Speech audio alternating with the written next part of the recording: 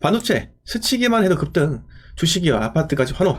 반도체 호가 올리는 용인 아파트 메가 클러스터 방안 발표 이후 집주인들 매물 걷어들여 일부에서 호가 5천만원 올려 8월 입주단지 1억 프리미엄 더 교통망 개선 등 과제라고 합니다. 개발 호재가 워낙 많으니까 집주인들이 매물을 걷어들이고 있어요. 호가가 3천에서 5천만원 정도 올랐어요. 네.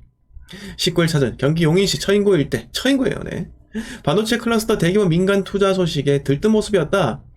최근 수도권 아파트 매매 가격이 약세를 보이는 가운데 개발 수혜지로 떠오른 이 일대는 오히려 호가를 올리는 분위기다. 교통, 생활, 인프라가 잘 갖춰진 화성, 동탄, 신도시 아파트 단지도 동반 상승세를 나타나고 있다고 합니다. 자, 근데 용인 처인구가 반도체 메가 클러스터 수혜지 중 한 곳이라고 해요. 정부는 평택, 화성, 용인, 이천 등 경기 남부의 세계 최대 반도체 생산 기지를 조성하겠다는 계획이라고 합니다. 자, 처인구 남사 이동업 일대와 원산면에 삼성전자와 SK 하이닉스 각각 반도체 클러스터 조성 중이고, 자, 반도체 메가 클러스터 조성 방안에는 2047년까지 약 622조, 지금부터 23년이 남았네요. 23년이 남았습니다. 자, 그래서 지금 집주인들이 호가를 올리고 있다, 환호성을 지르고 있다, 이렇게 이야기를 하고 있는데, 여러분들은 어떻게 생각을 하세요? 저는요, 뭐 이런 무의미한 행동, 어차피 이렇게 호가 올려도 여기 살 사람은 없습니다. 제가 뭐라고 합니까? 부동산을 호가 믿고 사면은 큰 코 다친다. 호재를 믿고 사면은 큰 코 다칩니다. 부동산이 무슨 호재로 움직이는데요? 이렇게 부동산에서 호재로 움직이는 것은요, 하나밖에 없어요. 매도인들의 호가. 매도인들은 정신 차리지 못하고 그냥 뭔가 대규모 호재에 뜨면은 호가부터 올리고 매물을 거두는데, 실질적으로 거래가 안 돼요. 자, 생각을 한번 해봅시다. 호재가 터졌어요. 그러면 호재가 터지면은 누가 접근해요? 실거주자가 접근합니까? 아니면 투자자가 접근합니까? 꽁보리님 반갑습니다. 정인님 반갑습니다. 미정님 반갑습니다. 작가님 또 반가워요. 자, 다시 한번 여쭤볼게요. 호재가 터집니다. 호재에 접근하는 사람은 투자자입니까? 실거주 수요자입니까? 여러분, 어때요? 호재는 결국은 투자자가 접근합니다. 자, 투자를 한다. 나 이 동네에 다 필요 없고 호재 때문에 나는 집값 올라가는 생각한다. 그리고 호재가 집값을 올릴 것이다 라고 생각하기 때문에 투자자가 진입을 한다고요. 그런데 첫 번째 문제, 호재가 공개가 되었다. 그러면 호재입니까? 물론 호재는 좋은 재료예요. 하지만 호재가 시장에 공개된 순간 호재의 희소성이 없기 때문에 어쨌든 간에 이제 호재가 시장에 작용하는 힘은요, 크게 없다라고 생각해도 무방합니다. 자, 그리고 투자자가 호재를 봤어요. 호재를 알기 전에 이곳에 진입을 하고 싶어 하는 거예요. 근데 지금 현재 투자자가 진입할 수 있는 좋은 환경이냐, 좋은 환경이 아니냐, 이 문제를 두고 본다면 결코 좋은 환경은 아니다라는 겁니다. 아니다. 그래서 실제로 우리가 생각해보면, 자, 규제가 다 풀려야 됩니다.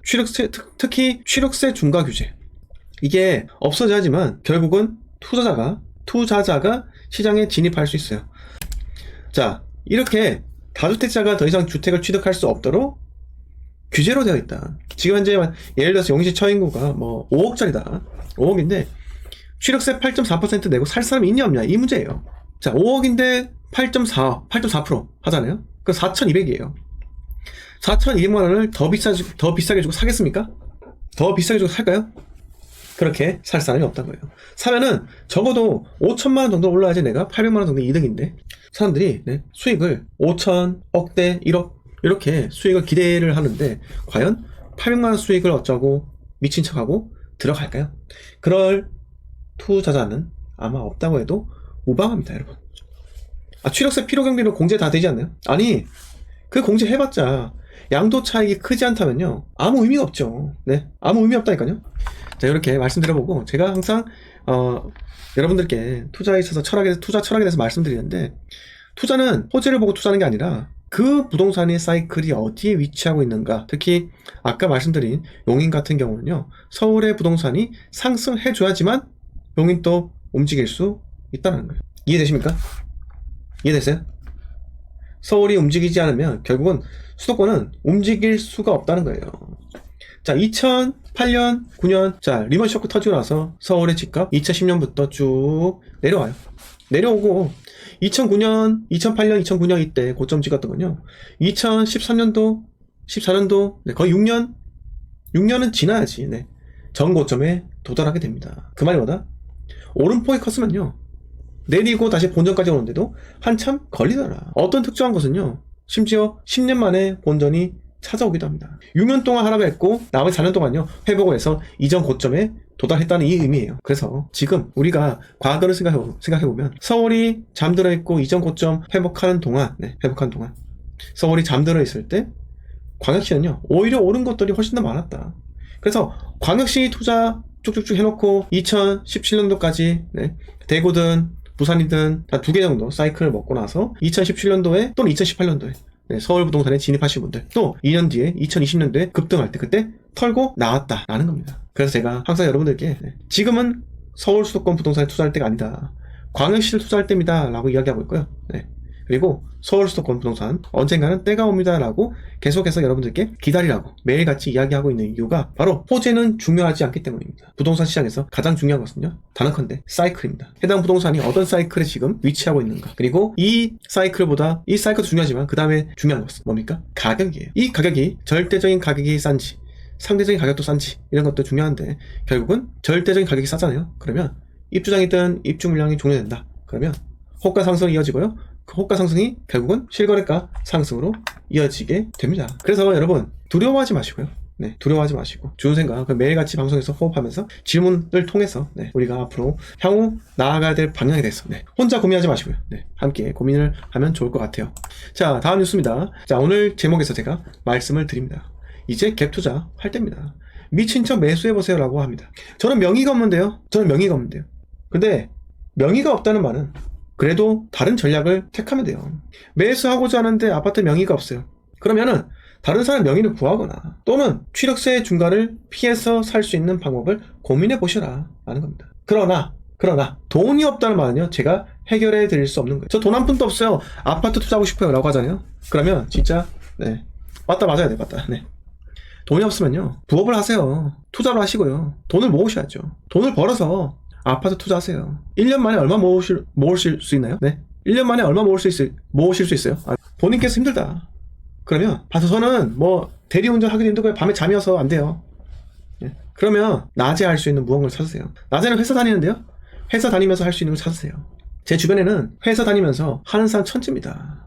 회사 다니면서 인테리어 공부해서 주말에 인테리어 하는 사람들도 있고요. 회사 다니면서 타일, 목수 이런 거 해서 주말에 알바하는 사람 얼마나 많은데요. 또는 회사 다니면서 웹디자인, 포토샵이나 그 다음에 그런 디자인 기술, 동영상 편집도 마찬가지입니다. 그런 걸 통해서 부업을 하는 사람 정말 많아요. 그냥 현재 있는 직장에서 따박따박 월급 나오는 데서 거기에 만족하고 그 환경에서 내가 크게 변화를 하려고 하지 않고 이렇게 하잖아요. 그러면 그냥 아무것도 하지 마세요. 아무것도 하지 마시고 그냥 아무 일도 안 생기면 그만입니다. 그래서 이 인생은요 정말 저는 솔직히 이 세상은 공평하다고 생각합니다. 정말 공평해요. 왜 공평해요? 여러분 스스로가 노력한 만큼 보답을 해준다고요.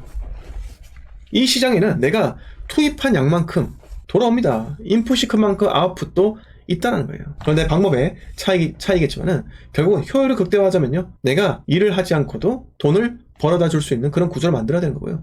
효율이 필요 없다. 저는 단기간에 한 달에 100, 200이면 더 충분합니다 라고 하면 나의 노동력을 투입을 하는 겁니다. 그래서 돈이 없어서 투자 못합니다 라고 하는 것은요 저는 아무것도 하고 싶지 않고 아무 일도 일어나게끔 만들고 싶지 않습니다 라는 사람과 생각과 동일하다라고 생각을 해요.